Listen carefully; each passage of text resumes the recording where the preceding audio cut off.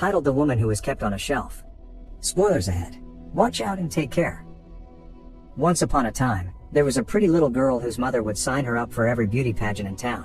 Her mother would always say, if I had to choose between you being smart and you being beautiful, I would choose beautiful every time, and those words stuck with the kid.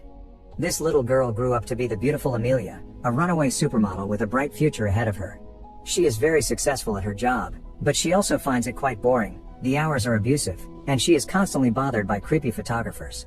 It is during one of her many fashion shows that Amelia meets Harry, a handsome millionaire. The two of them begin a passionate relationship, and soon Amelia is moving into Harry's giant mansion. She thinks her life is almost a fairy tale. One morning, Amelia is woken up by some strange noises coming from Harry's office and goes to check what is going on, finding her boyfriend putting up a giant shelf on the wall. This is rare for Harry because he usually prefers to hire a professional, but today he claims to be inspired. The shelf is not for his books or trophies, it is a gift for Amelia, who finds the present very sweet but does not think all her shoes will fit in it. That is when Harry clarifies the shelf is literally for Amelia herself. He wants her to sit there all day. She will have a perfect view of the pool and Harry's desk, so this will allow him to gaze at her while he works. He thinks this will make him invincible and he will launch 100 businesses because by looking at her he could always remember what he has and never lose sight of what it's all about. Amelia does not like the idea very much and reminds Harry she has to work, but he just responds she should quit since she hates her job anyway. Harry thinks she is too extraordinary to live an ordinary life and wants to make sure she will never have to worry about anything ever again. He even promises to always worship her while she is up there. He does not care about what people would say, he just keeps insisting that this would make him the happiest man on earth, so Amelia gives in and accepts to try. Harry helps her climb the ladder so she can sit on the shelf, then gives her a pillow so she can be more comfortable. Before taking the ladder away, he says this is a pretty nice view of a pretty nice life. Then, Harry goes to make breakfast for both of them, and now that she is alone in the room, Amelia begins trying to chase the awkwardness away and concentrate on comfort. Sometime later, Harry and Amelia get married, but even during the party, Amelia spends her time sitting on the shelf while wearing her wedding dress and watching everyone mingle and chat. When Harry offers a little speech, he asks for a toast for Amelia, and she finds herself flattered by having all those eyes on her. Later, after night falls and everyone has gone home, Harry brings back the ladder and spends the wedding night on the shelf with his new wife. As days pass, Amelia tries to keep herself busy in different ways, like reading magazines, doing her nails, and even exercising. The hard breathing noises she makes while working out distract Harry from his business phone calls, but he does not mind. In fact, he claims it is his business that distracts him from her. Harry also brings her lavish presents almost every day, like gorgeous flowers, sparkly jewelry, and delicious chocolates, wanting to celebrate even foreign holidays. Sadly, the initial excitement soon begins fading off. Staying on top of the shelf is incredibly boring, and not even the maid will chat with Amelia outside basic questions. This life robs her of independence, autonomy, and free will.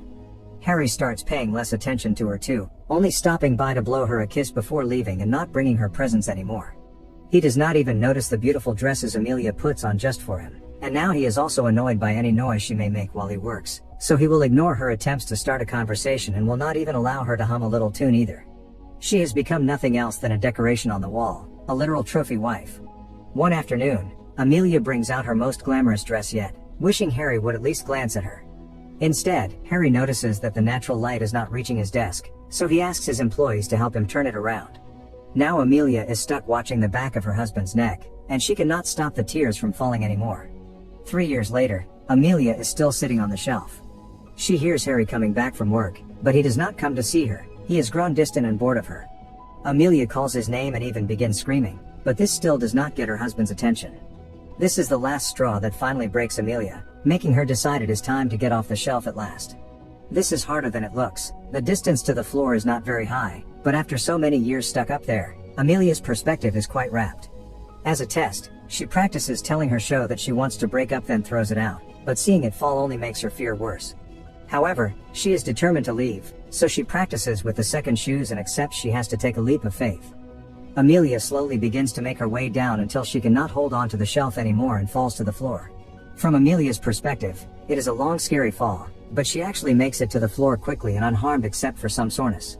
It is hard to walk after years of not doing so with legs that have become atrophied, so Amelia uses furniture to help her stand up before slowly and awkwardly walking outside, ready for an eye-opening experience full of self-discovery.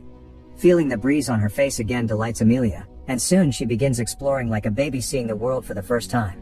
While whirling around in happiness, Amelia touches the pool water, throws out a bunch of tennis balls, and dances through the house's corridors before putting on her shoes to go to the street and climb inside the mail truck, which takes her downtown. When she reaches the city, her eccentric behavior continues as she gains confidence in her walking to move quickly and finally feels like she is part of society again. Amelia hugs the truck, says hi to strangers, dances on top of a table, and even asks a man for a ride on his Vespa. The trip is lots of fun, and once they reach the coast area, Amelia gets off to keep on exploring. Once again, she dances with a stranger, but she also tears off a man's parking fine, joins a yoga group, runs after a dog, and eventually makes her way to the beach, where a flash mob joins her in her dancing. Then, she runs into the sea, and being hit by a cold wave is exactly what she needs to be brought back to reality. Afterward, Amelia tries to chat with some strangers, but they are not interested in her happiness and refuse to lend her a towel when she asks.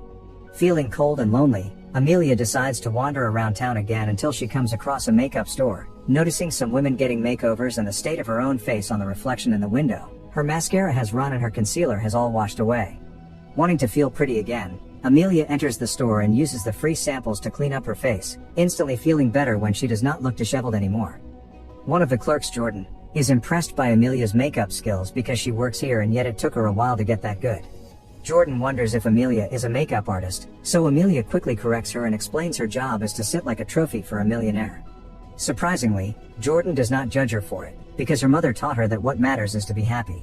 Amelia replies by sharing her own mother's beauty over brains philosophy, and Jordan tells her she does not have to choose, she can have both. This means a lot to Amelia to hear, because she never thought of it that way. Before Amelia leaves, Jordan tries to sell her something because she works on a commission, but Amelia has no choice but to turn down the offer since she does not have any money on her. Moments later, Amelia goes back home and stares at the shelf for a while. After some hesitation, she grabs a fire poker and begins hitting the shelf to destroy it. It is slow at first because destroying such big things is always scary, but soon it begins feeling extremely satisfying, so Amelia begins smashing more quickly until there is almost no shelf left. 1 year later, Amelia opens her own makeup store with her name as the brand. It is a big success, and there are always long lines outside waiting for their turn. But even at the store, Amelia repeats old patterns. She sits on a shelf with a neon-lit sign above her that reads "Let everyone look," intending to be a sample of how she is both very beautiful and smart enough to handle her own business. However, when clients come by to say hi to her and call her pretty, they do not stay to hear how she is more than that. Amelia continues to be another cog in the beauty wheel designed to belittle women, nothing else than a living trophy.